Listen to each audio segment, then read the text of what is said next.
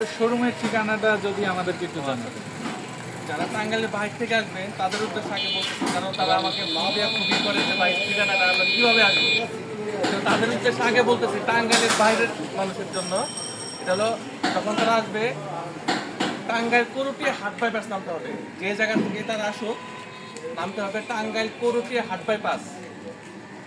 টাঙ্গাইল করটিয়া হাট বাইপাস নামার পর ওইখান থেকে রিক্সা অথবা অটো নিয়ে গরাসিন বাজার বললেই তারা আসতে পারবে। টাঙ্গাইল করটিয়া হাট বাইপাস, আবার বলতেছি আমি, টাঙ্গাইল করটিয়া হাট বাইপাস নামতে হবে। নামার পর ওইখান থেকে রিক্সা অথবা অটো নিয়ে গরাসিন বাজার আসতে হবে। যারা ঢাকা থেকে আসবেন তারা মহাখালী থেকে অথবা আব্দুলপুর থেকে বাসে উঠে সরাসরি করটিয়া হাট বাইপাস নামবেন, টাঙ্গাইল করটিয়া হাট বাইপাস।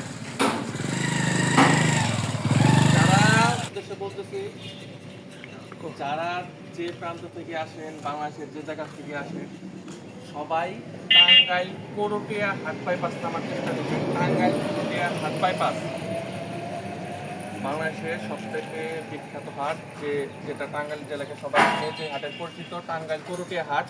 এই করটিয়া হাট বাইপাস নামার পর ওইখান থেকে রিক্সা অথবা অটো দিয়ে আপনি গরাসিন বাজার আসতে পারবেন। টাঙ্গাইলের উদ্দেশ্যে বলছি, যারা তারা ওনারা সবাই জানেন, টাঙ্গাইলের মানুষ সবাই জানেন যে করটিয়া গরাসিন বাজার সবাই চিনে নিতে। গরাসিন বাজার আমাদের শোরুম। এটা হচ্ছে ভাই শোরুম, আপনাদেরকে উপরটা দেখা